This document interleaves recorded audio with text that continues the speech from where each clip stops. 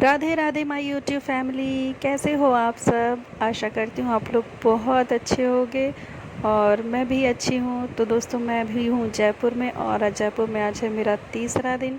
और यहाँ किस लिए आई हूँ तो चलिए फाइनली आज की वीडियो में बता ही देती हूँ कि आज मैं यहाँ क्यों आई हूँ, मेरे भाई मुझे यहाँ क्यों लेके आया है।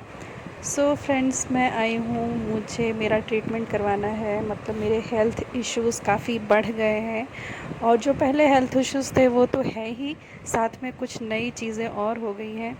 सो उसके लिए मैं यहाँ पे आई हूँ अपना ट्रीटमेंट कराने। फ़िलहाल मुझे चढ़ रही है ड्रिप और ये ड्रिप मुझे चढ़ रही है घर पे ही, मतलब मेरे भाई के रूम पे ही। मेरा भाई आप लोगों को पता ही है कि डॉक्टर है और अपनी प्रैक्टिस यहीं कर रहा है, जयपुर में ही अपनी पढ़ाई कर रहा है। तो उसने घर पे ही रूम पे ही मुझे ये कनूला लगा के और ड्रिप लगा दी है, क्योंकि मेरे अंदर वीकनेस बहुत हो गई है।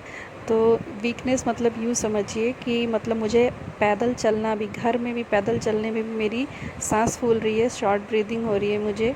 सो इसलिए बोला कि भी तुम्हें बहुत सारी चीज़ों की कमी हो गई बॉडी में, इसलिए तुमको ग्लूकोज़ चढ़ाना होगा। तो ग्लूकोज़ चढ़ा रहा है और उसके बाद बाकी और जो इश्यूज़ हैं मेरी, जिसके बारे में भी आप लोगों के साथ डिस्कस करूँगी, वो सारी चीज़ों को बाद में देखेंगे। पहले तुमको जो चलने फिरने में दिक्कत हो रही है उसको देख लेते हैं। तो उसके लिए मेरी जो ब्लड रिपोर्ट्स आई हूँ उसमें मेरा हीमोग्लोबिन भी कम है और बाकी चीज़ें भी कम हैं।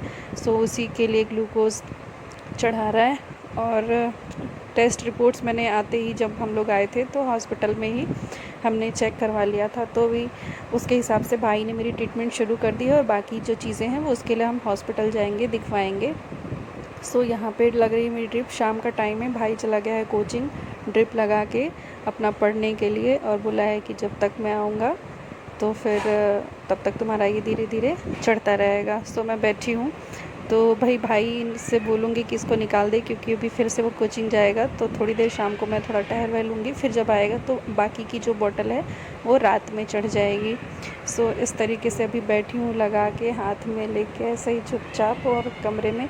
अच्छा ये है कि हॉस्पिटल में नहीं हो रहा है ये चीज़, नहीं तो बेड पे पड़े रहते हैं हॉस्पिटल में और वो फीलिंग आती है बीमारों वाली। तो भी घर पे हूँ तो ठीक है। सो चलिए देखते हैं किचन में सूरज भैया क्या कर रहे हैं। तो ये मिलिए, हमारे सूरज भैया है, ये हमारे कुक हैं और मेरे भाई और उसके फ्रेंड के लिए खाना बनाते हैं और यहीं रहते हैं और साथ में ही रहते हैं और यहीं पे बनाते खाते हैं, यहीं पे रहते हैं। तो भी भैया बना रहे हैं कढ़ी। तो चलिए ये क्या डाला, देखते हैं। मेथी कसूरी ऊपर जिसमें। हाँ, ये कस्तूरी मेथी डाली थी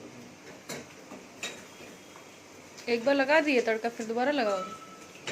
तड़का लगाया कहाँ इसमें, ये लगा दी। अच्छा, ऐसे ऊपर ऊपर डाला, मिर्ची भी? मिर्ची इसमें तड़का लगा दी, उसमें डाल दी। अच्छा, महक तो बड़ी अच्छी आ रही है।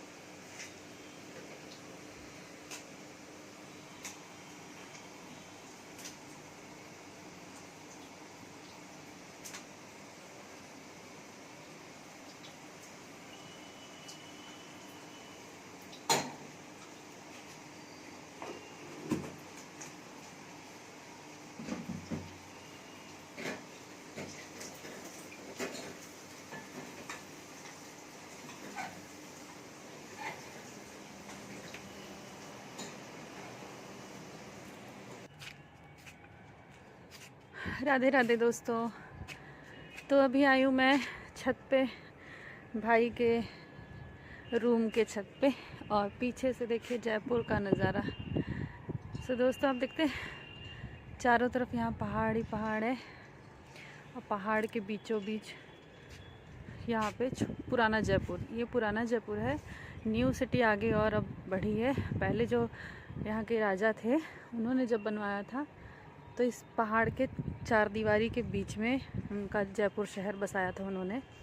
और उस पहाड़ पे आप सामने देख सकते हैं, मैं जूम कर दूँ, एक गणेश जी का मंदिर है। अभी लाइट देखिए जल गई है, अभी थोड़ा और अंधेरा होगा ना तो पूरा लाइटें सब चमकेंगी, इतना अच्छा लगता है। गणेश जी का मंदिर है, इसको गढ़ गणेश बोलते हैं। मतलब गढ़ मतलब यहाँ किला, राजस्थान में किला होता है, गढ़ मतलब कोई भी किला, और फिर उसका नाम गणेश जी का मंदिर है, इसलिए उसे गढ़ गणेश बोलते हैं। तो कितना अच्छा लग रहा है। देखिए यहाँ से चढ़ाई शुरू होती है, ये इधर से ऊपर जाइए और ऐसे मंदिर में दर्शन करिए चढ़ाई करके। और इसके ठीक सामने इधर एक और किला है ये, जिसे कहते हैं नाहरगढ़ का किला। तो ये नाहरगढ़ है, मतलब नाहर किला, नाहर कोई राजा रहे होंगे उनका किला।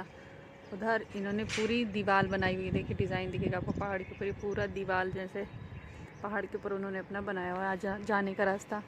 इधर भी चारों तरफ देखिए पहाड़ ही पहाड़ है। तो लोग सोचते कि राजस्थान में जयपुर है तो पूरा डेजर्ट एरिया या ऐसा होगा ना, वैसा नहीं है। जयपुर साइड, इधर साइड में अभी थोड़ा पहाड़ी इलाका, थोड़ा मैदानी इलाका है। डेजर्ट एकदम आपको जोधपुर बीकानेर साइड जाने पे मिलता है, इधर पे तो अभी नहीं है। पर हाँ, मौसम गर्म यहाँ का भी रहता है। गर्मी अभी से ही शुरू हो गई है भयंकर वाली। और देखिए पूरा जयपुर पुराना शहर है। और कल मैं गई थी अखंड के साथ, हवा महल भी घूम के आई हूँ। अखंड ने दिखाया कि हवा महल के बगल में ही मोदी जी जहाँ पे बैठ के चाय पिए थे फ्रांस के प्रधानमंत्री के साथ में, वो दिखाया था मुझे। तो ये देखिए राजस्थान के घर, ये देखिए पीछे देखिए, ये पुराने डिज़ाइन के किले का ही कोई भाग है, हवेली कह सकते हैं। पुराने ज़माने में जो सेठ सेठाड़िया लोग रहते थे ना, तो हवेलियों में रहते थे। तो ये पुरानी हवेलियाँ हैं, उनकी डिज़ाइन देखिए घरों के पुराने हो चुके हैं, पर इनकी जो आर्किटेक्ट है देखिए, घर के दरवाजे का जो मेहराब है। और ये मेरे हाथ में कनोरा लगी है क्योंकि मुझे ड्रिप चढ़ रही थी। और ये देखिए ये डिज़ाइन पूरा घरों का, ये पुराने ज़माने की डिज़ाइन इस तरह से पूरे। ये पहले महल ही हुआ करते होंगे, अब तो पुराने हो चुके हैं, टूट फूट चुके हैं। और कुछ इस तरीके से ये देखिए ये डिज़ाइन किले की। तो पहले ये राजस्थान का नाम ही है राजस्थान, मतलब राजाओं का स्थान। पहले यहाँ राजे महाराजे ही रहा करते थे। और ये देखिए इनके घर भी इस तरीके से होते थे। सो बड़ा अच्छा लग रहा है, मेरा तो बड़ा मन लग रहा है। मैं तो ऑलरेडी रह चुकी हूँ ना राजस्थान में पहले भी, तो मुझे बड़ा अच्छा लगता है। मेरी बहुत सारी पुरानी यादें हैं राजस्थान से। ठंडी ठंडी हवा चल रही, से छत पे आ गई, ड्रिप चढ़ रही मुझे। तो फिर भाई चला गया मेरा कोचिंग पढ़ने और बोला दीदी तुम हिला दोगी, और अगर पूरा हो गया तो तुम उसको ठीक भी नहीं कर पाओगी। हवा आ रही होगी क्या? तो उसने बोला कि ठीक भी नहीं कर पाओगी, मतलब ठीक क्या, निकाल नहीं पाओगी, जब भर जाएगा तो हो जाएगा तो पूरा।